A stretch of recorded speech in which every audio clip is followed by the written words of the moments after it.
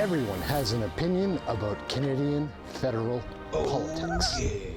The honourable member from Leeds, Grenville, Thousand Island and Rideau Lakes. Well, Speaker, after 9 years of this NDP Liberal government, taxes are up, costs are up, crime is up, and time is up. This Prime Minister's new de facto finance minister, Carbon Tax Carney, has massive conflicts of interest, including multiple foreign investment firms.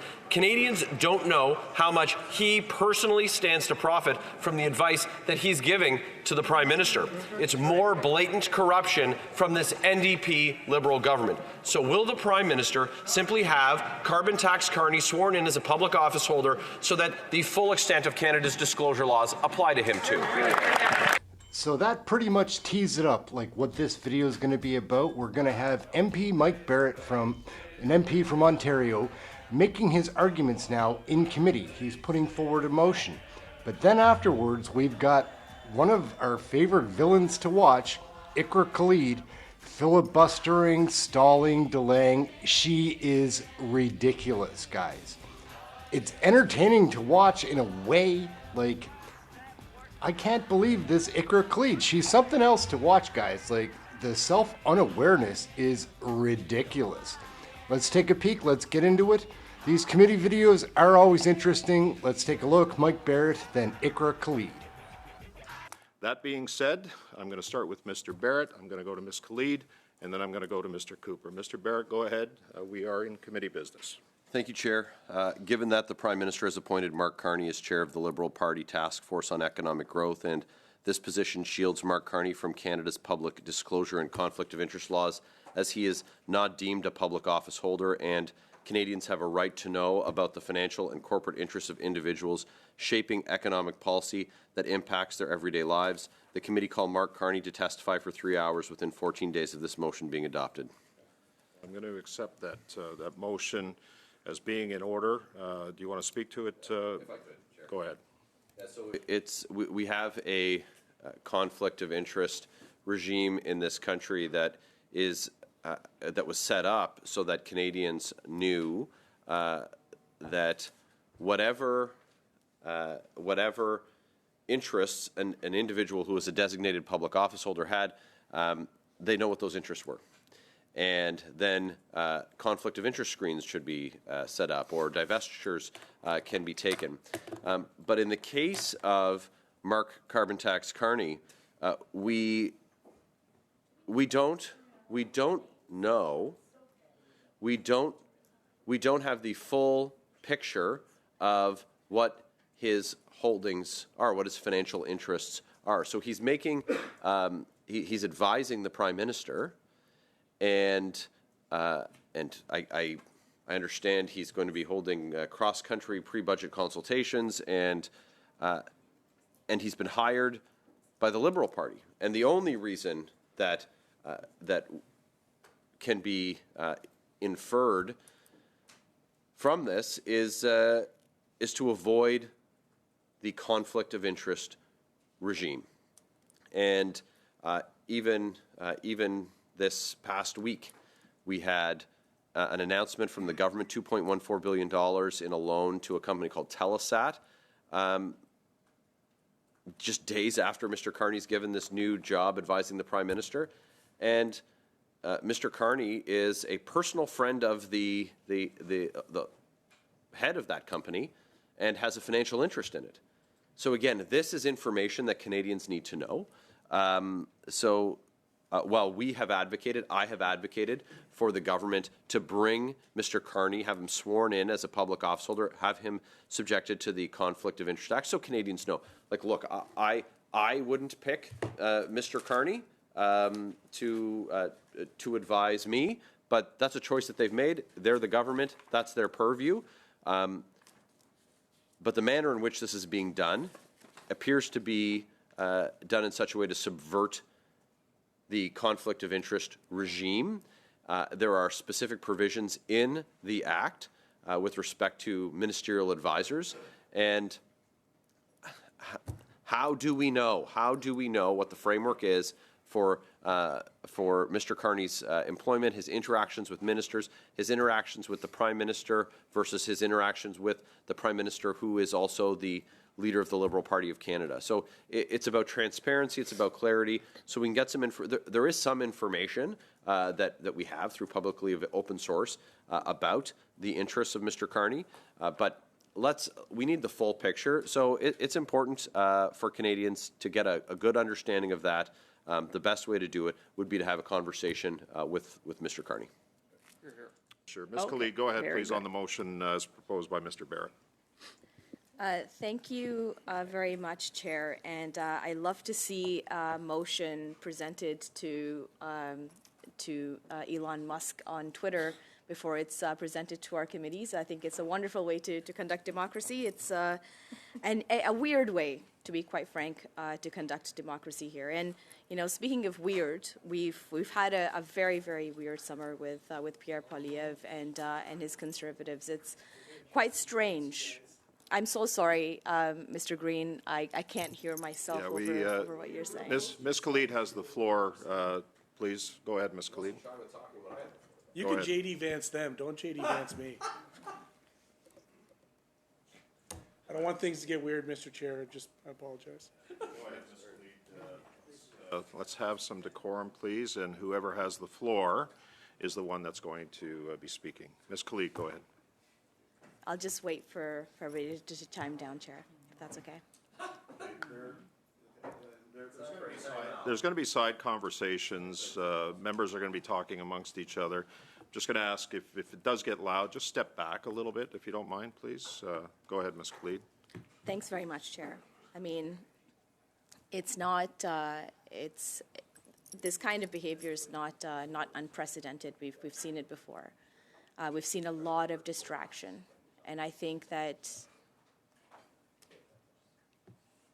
Go ahead, Ms. Khalid, you have the floor. Go ahead. Thank you, Chair. Chair, this is quite uncomfortable for me to make a point here when members are clearly talking over me, Chair. Well, I encourage you to make your point. I'm not sure he's talking over you. He was talking to Mr. Caputo. As I said, there's going to be some side conversations here. Please go ahead, Ms. Khalid. And if it causes problems for me, then it will cause problems for them. So it's not causing a problem for me. I'm listening to what you're saying, and I know that the clerk and the analysts and everyone else is. Go ahead, please. Thank you very much, Chair. I'll just turn to you so that I'm not distracted, if that's okay.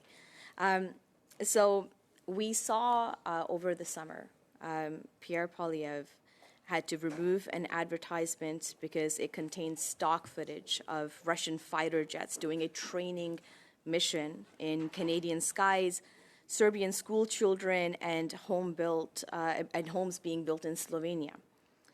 Pierre claimed not to know anything about the far-right group Diagolon when he spent a lot of time snuggling up with them.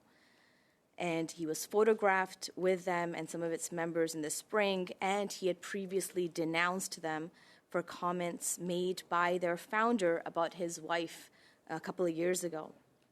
Pierre and his Conservative Party have faced criticism during this summer for calling the Holiday Inn lavish and swanky, whereas he himself had hosted a fundraiser there in that exact same location earlier in January. We've had members of Parliament in that caucus, such as Michelle Ferrari, who had to delete a tweet after claiming that in Peterborough, the cost of living crisis has driven parents to traffic their own children. Michelle was found to have posted a doctored global news report that edited out most of the video because it was critical of her. There was a weird case of online social media bots that were posing to be Pierre Poilievre supporters and were trying to boost the Conservative Party's messaging about a rally in Northern Ontario. In recent days, reports have come out about a right-wing Indian media personality calling for the Indian government to wage an information campaign in support of Pierre Poilievre. The FBI has seized a Russian-backed fake news site which posted anti-Trudeau and pro-Poilievre content. And I'm listing all of this, Chair, because this is exactly what this motion is about. It's about a whole bunch of misinformation, disinformation. It's about a whole bunch of nothingness to delay the work that this committee has put in. And Chair, you know how passionate I've been about the work on our social media study, which got shelved. You know how passionate I've been about the work on the misinformation, disinformation campaigns that our country has been dealing with respect to our elections, with respect to foreign interference that Mr. René Villemure put forward. I think that we need to be better. I think that we need to move past the politics and move on to what genuinely helps Canadians with respect to what is the mandate of this committee. And this is not it. I mean, if we're talking about the specifics of the motion, talking about the Liberal Party hiring or bringing somebody on as a volunteer to provide advice on economics, on the economy, somebody who has significant contribution and expertise on the economy, not just here in Canada, but across the G7. What are we trying to achieve here? Or I should correct, what is the Conservative Party trying to achieve here? Are we trying to malign yet another person by dragging them here before this committee? Are we trying to malign what? What is the objective? Are we trying to move our country's economy forward, or are we not? And in that same breath that, you know, the Conservatives have taken this motion with, well, what about the flip of that coin? From my understanding, Jenny Byrne is also in the exact same scenario as is Mark Carney by all wording of this motion.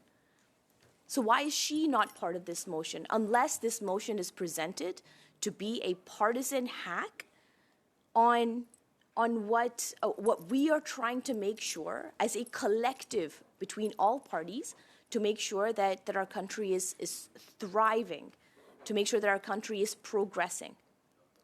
So I'm really wanting to understand what the crux of this motion is about.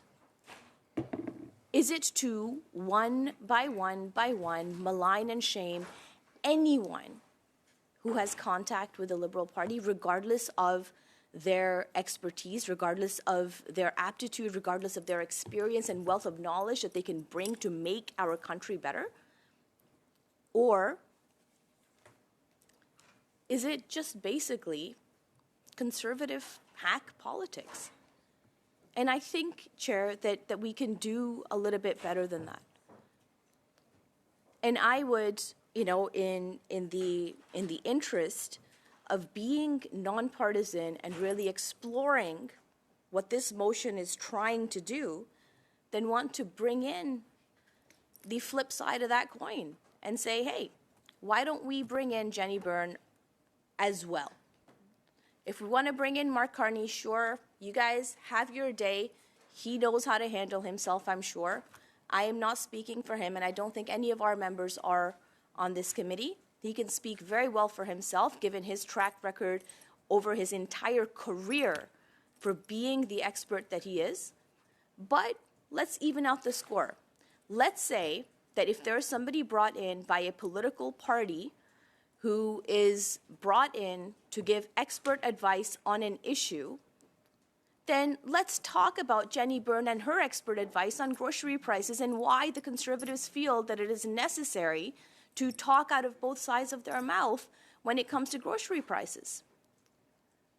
So, to be fair, Chair, I think happy to support this motion with an amendment by including Jenny Byrne for the same amount of hours that this motion presents for Mark Carney, and I'm happy to propose the specific amendments that we can add to this motion. But again, I would say, just as much as Mark Carney being brought in by the Liberal Party, whether he's paid or not paid is not a question, but he's brought in by a political party the same way that Jenny Byrne has been brought in by a political party. Let's bring them both in and figure out, as I've been saying for many, many, many months now, Chair, how do we make sure that our rules and regulations make sure that there is no conflict of interest, that there's no violation of lobbying, that there's no violation of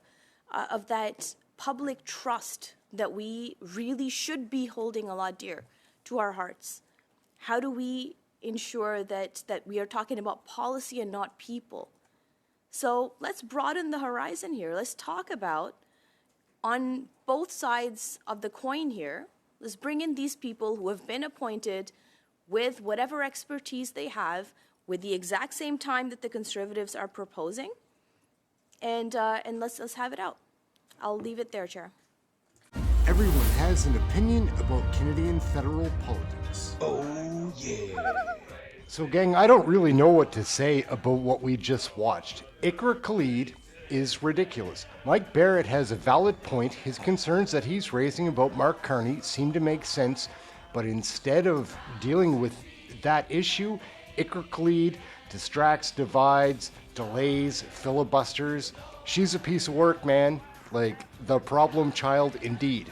My name's Aaron. This is Canadian Looney. We watch and learn and share about Canadian federal politics with you. Come check out one of our live shows. We cover all the question periods live. We have a great community there. Come check us out. Again, like, subscribe, share, get notified, all those fun things. Please leave a comment. Love the comments. We'll check you next video. There's many more coming.